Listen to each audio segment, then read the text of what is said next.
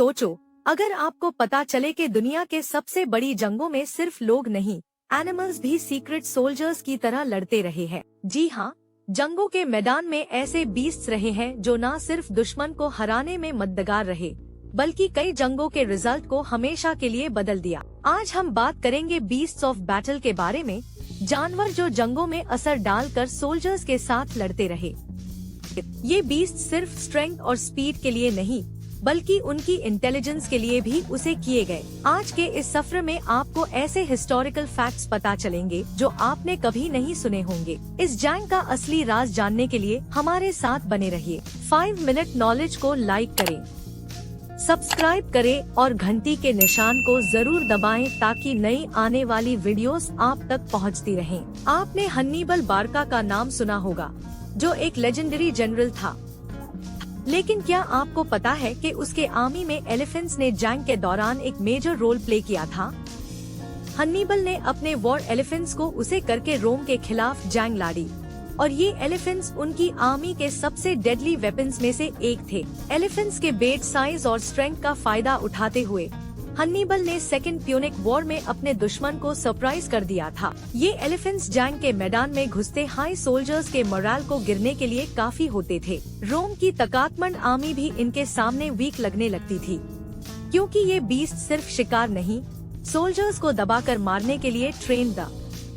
World war 1 के दौरान जब कम्युनिकेशन सिस्टम्स फेल हो जाते थे, तो पिजन्स ने जंग के दौरान एक खुफिया सोल्जर की तरह काम किया। ये मैसेंजर पिजन्स सोल्जर्स के बीच मैसेजेस और स्ट्रेटजीज को सेफली डिलीवर करते थे। सबसे फेमस पिजन थी चेरमी, जो एक मिशन के दौरान 2 साउथ सोल्जर्स की जान बचाने में कामयाब हुई थी। उसने एक क्रिटिकल मैसेज डिलीवर किया, जिसे एक पूरी बटालियन को रेस्क्यू करने का मौका मिला। पिजन्स को जंगों में एक सीक्रेट वेपन की तरह उसे किया गया, क्योंकि वो आसानी से एनिमी लाइंस को क्रॉस कर लेती थी और उन्हें पकड़ना लगभग इम्पॉसिबल होता था। वर्ल्ड वॉर 2 के दौरान डॉग्स को सीक्रेट सोल्जर्स की तरह उसे किया गया। ये वो डॉग्स जंग के मैदान में स्काउटिंग, बॉम्ब डिटेक्शन और सर्च एंड रेस्क्यू ऑपरेशंस के लिए ट्रेन था। वो डॉग्स जहां एक तरफ लॉयल कंपेनियंस था, वहां दूसरी तरफ वो एनिमी सोल्जर्स को लोकेट करने और हिडन ट्रैप्स या लैंडमाइंस को ढूंढने में मददगार रहे। सबसे फेमस वो डॉग थी चिप्स,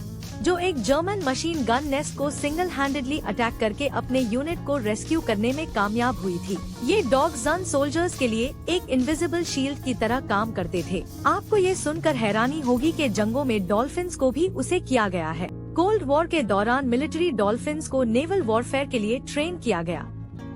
ये डॉल्फिन्स अंडर वाटर माइंस को डिटेक्ट करने और एनिमी सबमरीन्स को लोकेट करने के काम आते थे। सोवियत यूनियन और यूनाइटेड स्टेट्स ने अपने नेवल ऑपरेशंस में डॉल्फिन्स को सीक्रेट मिशंस पार भेजा। ये डॉल्फिन्स अपने नेचुरल सोनार एबिलिटीज का उसे करके डेंजरस सिचुएशंस को डिटेक्ट करते और उनसे निकलने के राहें ढूंढते। उनकी स्पीड और इंटेलिजेंस ने उन्हें नेवल वॉरफेयर में एक अनबीटेबल फोर्स बना दिया। मिडिल ईस्ट के जंगों में जब डेजर्ट्स के टफ एनवायरनमेंट में जंग लड़नी होती थी, तो कैमल्स को उसे किया गया।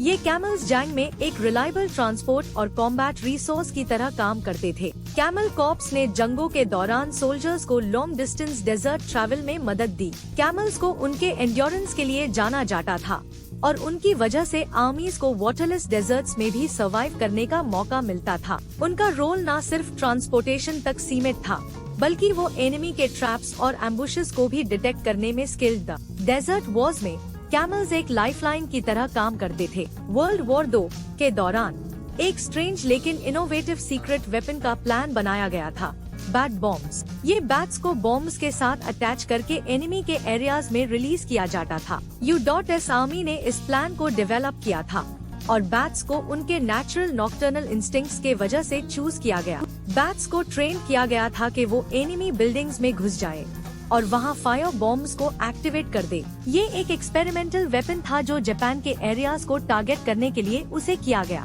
लेकिन ये प्लान कभी फुल स्केल में एक्सिक्यूट नहीं हो पाया। स्टिल, ये एक अमेजिंग हिस्टोरिकल फैक्ट है कि बैट्स को भी जंग के लिए सीक्रेट सोल्जर्स के रूप में उसे किया गया था।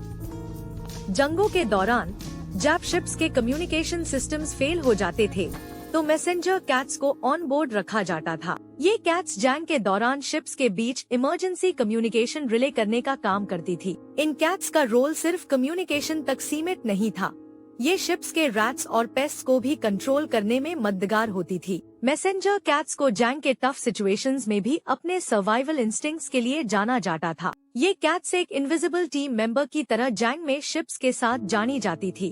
पुराने दौरों की जंगों में हॉर्सेस का रोल सबसे प्रोमिनेंट था। ये हॉर्सेस न सिर्फ ट्रांसपोर्टेशन के लिए बल्कि जंग के दौरान कॉम्बैट फोर्सेस के लिए भी उसे किए जाते थे। From Mongol armies to Napoleon's campaigns, horses जंग का एक एसेंशियल पार्ट रहे हैं। हॉर्सेस को स्पीड, एजिलिटी और स्ट्रेंथ के लिए ट्रेन किया जाता था और ये जंगों में एक शॉक फोर्स की तरह काम करते थे। जब कैवलरी चार्ज करती थी तो दुश्मन के सोल्जर्स के रैंक्स ब्रेक हो जाते थे और जंग का रिजल्ट अक्सर कैवलरी के मूव पर डिपेंड करता था। ये एंशिएंट टाइम्स से लेकर वर्ल्ड वॉर 1 तक जंगों में उसे किए गए। एक और फैसिनेटिंग हिस्टोरिकल ट्रूथ ये है कि एंशिएंट टाइम्स में कैरियर क्रैब्स को बैटलफील्ड में उसे किया गया था। ये क्रैब्स को सीक्रेट वेपन डिलीवरी के लिए ट्रेन किया जाता था। क्रैब्स के नेचुरल एबिलिटी से एनिमीज को पॉइजन और बॉम्ब्स डिलीवर किए जाते थे। दो ये लेस डॉक्यूमेंटेड है, कुछ हिस्टोरिकल अकाउंट्स बताते हैं कि क्रैब्स को एक स्टेल्थ वेपन की तरह दुश्मन के एरियाज में भेजा जाता था